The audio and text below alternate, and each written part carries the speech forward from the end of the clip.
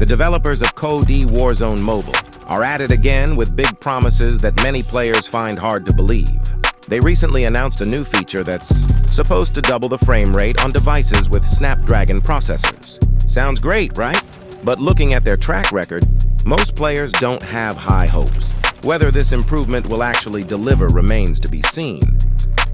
But expectations are already low. Another thing that's frustrating players is the lobbies full of bots. The developers claim it's because iOS and Android players are currently being matched separately.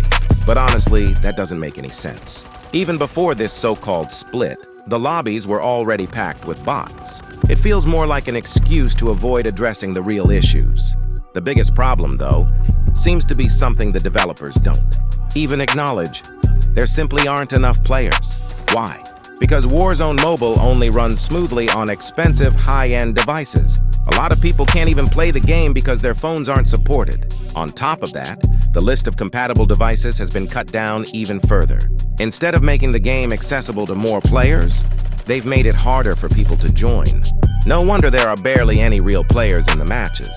In the end, it feels like the developers are more interested in coming up with excuses and making empty promises than actually fixing the game.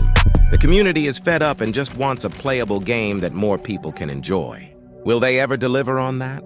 Seems pretty unlikely.